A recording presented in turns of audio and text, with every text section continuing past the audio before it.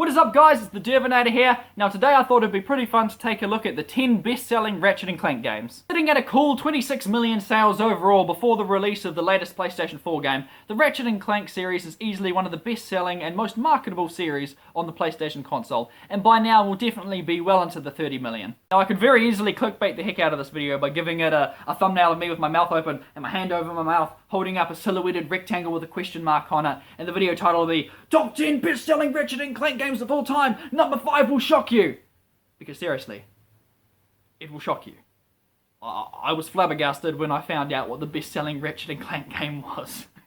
So you guys know I did a fair bit of research on this, making sure that all my facts were as close to the accurate number as possible. I'll be providing links and sources in the description and that, and discussing a bit more of my whole research method at the end of the video to give you guys a bit of peace of mind. Now for the possibility of a 10 worst selling games list, I've elected to include various physical ports of games previously released on other systems and that. Basically, if it's a Ratchet & Clank game, then it's fair game. However, just because Ratchet & Clank are in it doesn't mean they're eligible for this list. For example, I've neglected to include the All-Stars Battle Royale game because just because they're in it, it's not a Ratchet & Clank game at all. And also, PlayStation Move Heroes, or Heroes on the Move if you're in America, because it's shared between Jack and Daxter and Sly and Bentley, it's not necessarily a Ratchet & Clank game. I'm not incorporating sales statistics for digital versions of games because that kind of data is very hard to get a hold of due to many different countries and various regions and things like that, as well as the fact that some games had digital copies come out the same time as their physical versions, whereas other games that have been out for nearly a decade are only just getting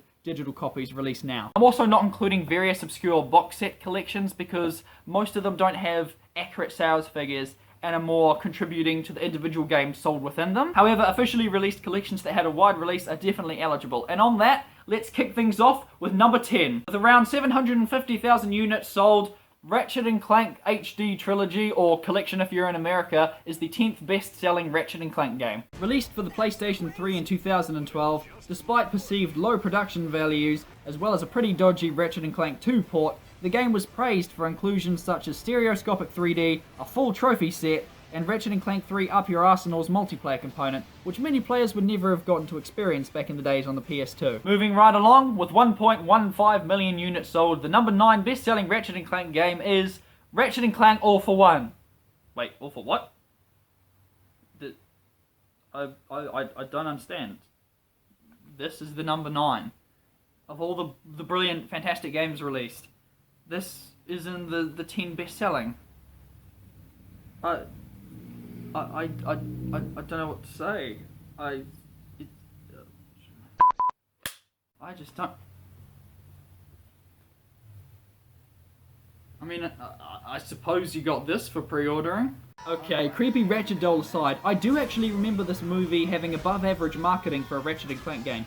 You see, before its 2011 release, I remember going to the cinema to see something like The Expendables, and before the movie came on, there was this trailer for All for One, and like I said, it wasn't even a kids movie. They just played this trailer for the new Ratchet & Clank game before the movie. Now, it was incredibly rare to even see a video game trailer on the television in New Zealand, let alone in front of the movies at the cinema. So this was really strange, and it's actually funny to think that this game had more marketing than the Ratchet & Clank movie ever did. Plus, I'm sure it didn't hurt that this was a follow-up to one of the best games in the series, A Crack in Time, and most people would assume that this would follow on from that game's story. Anyway, moving on, we're heading into classic territory now with the number 8 best-selling game, Ratchet Gladiator, or Ratchet Deadlocked in America. Released for the PlayStation 2 in 2005, Ratchet Gladiator, or Ratchet Deadlocked, has received almost 1.7 million sales to date.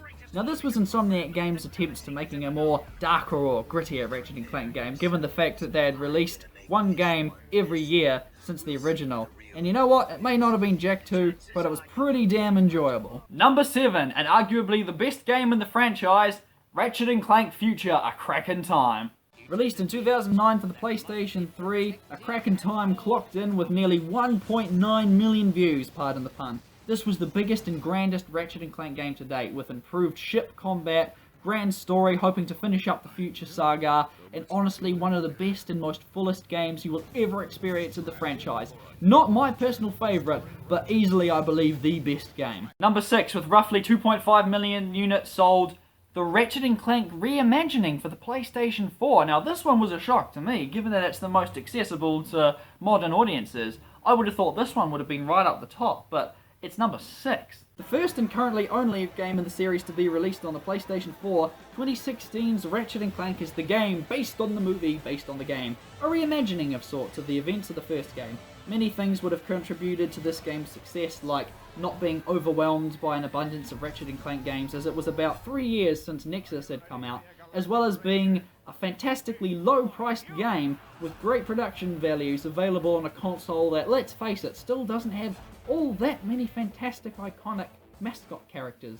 I miss the days of platformers. Now this may also surprise many of you, because if you recall, around the time this was released, many articles were coming out saying things like, oh, Ratchet & Clank PlayStation 4 break sales records and that. And that's true, but the assumption being that it would break sales records, as in like selling the most units. But actually, Insomniac had released a statement saying that this was the fastest selling Ratchet & Clank game. So it didn't sell the most units, it just sold the quickest. So it surprised me when I found out it was so low on this list. Now this game's sales statistics were a bit up in the air, given the fact that it's recently become a PlayStation Plus game. So all data I had to gather from it was before it became a free game, because as soon as a game becomes free on PlayStation Plus, basically all sales data just goes out the window, because it's free, and of course nearly everyone that has a PlayStation Plus game will download that game. And just because they've added it to their library doesn't mean they've played it or bought it, and it's just a big complicated mess. Anyway, moving on to number 5. Oh, I love this one.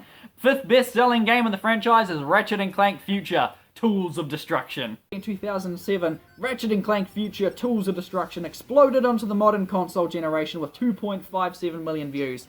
This one here is my personal favourite game, tied with Up Your Arsenal. I love it to bits. This game is so good, it has a fantastic story, it welcomed players into the first Ratchet & Clank game that wasn't a spin-off since the classics on the PlayStation 2. Honestly, if you haven't picked this one up, give it a go, I can't recommend it enough. With a more epic story, fantastic graphics, slight gameplay tweaks that just make it so much more enjoyable, this one is a pleasure to revisit to this day. Alright guys, the rest of this list is going to look pretty familiar to us old school fans, but sitting at a cool 3 million sales, the number 4 best-selling game in the franchise is Ratchet & Clank 2, Locked and Loaded, or Going Commando if you're in America. Coming out in 2003 for the PS2, just 1 year after the fantastic original, Ratchet & Clank 2 upped the ante. Insomniac brought their A game, changed up Ratchet's character, added way better improvements to the gameplay, added more and more features like upgrades and nanotech, and just made an all-around better game,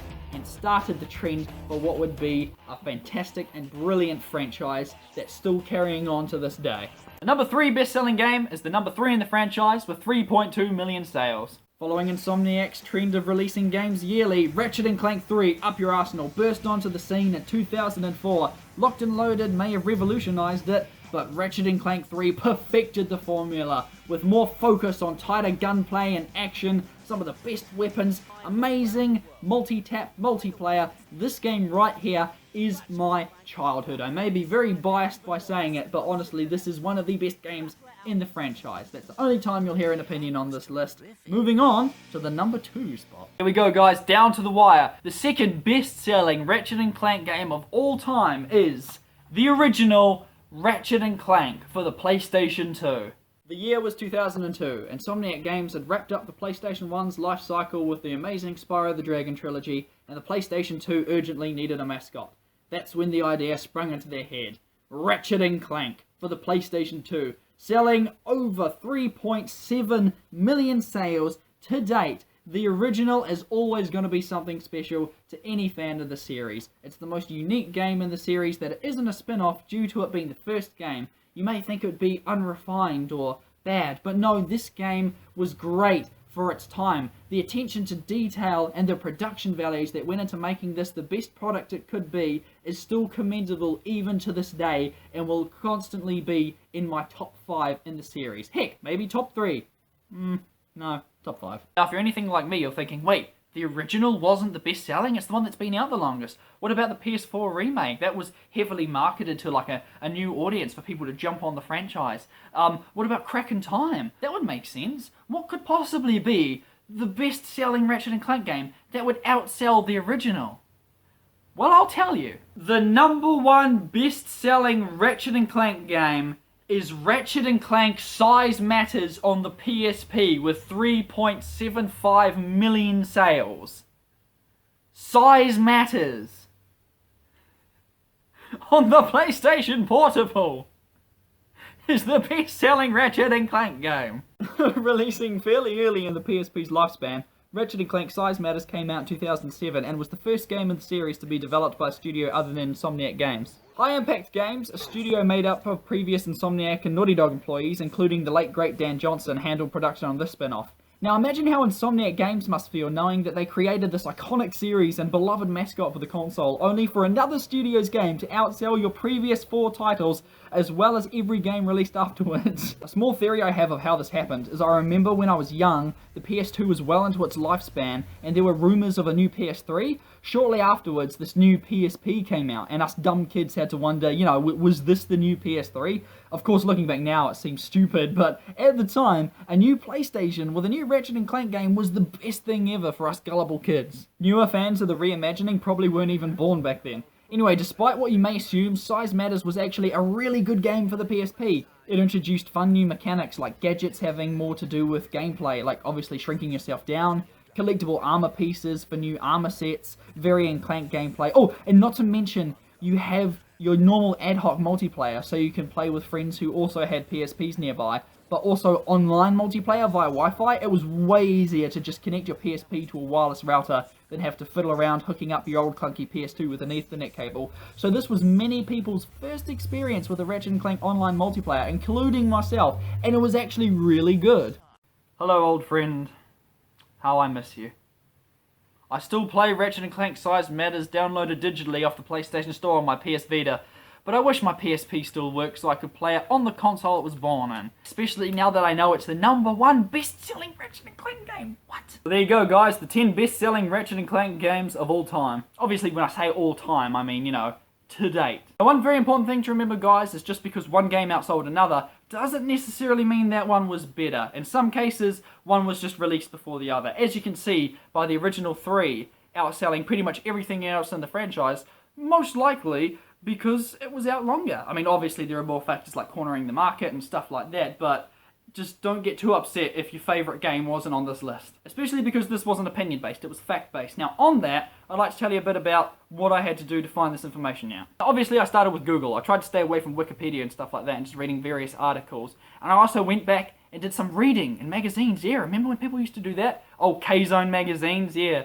Australian and Kiwi kids will remember that from, I don't know, 10 years ago. And also various Game Informer magazines, because I remember reading stuff about when the PS3 games came out and how they were talking about sales. So I was going through stacks of old magazines to try to find this information out, doing various Google searches and that, and I managed to find a lot of information in like the rough vicinity of the accurate figures. Found a couple of actual official statements from Insomniac Games, and they were really helpful in finding better data. But in the end, there were like 3 or 4 games, Secret Agent Clank in particular, that were giving me trouble finding their data, and then I found a website, VGChartz.com. They basically had fairly accurate estimates of all the sales records of every single game in the franchise, including various collections and stuff like that. But instead of dumping all my research and just taking all their data and using it in my own video, I cross-referenced what I already found out with their data, and when they were close enough to each other, I would of course use the VG Games data because it was, you know, it flowed better with the rest of the videos and stuff like that. Trust me, I got a flow chart and everything. But in situations where, say, their graphs would contradict with official statements from Insomniac Games, I would basically mesh them together,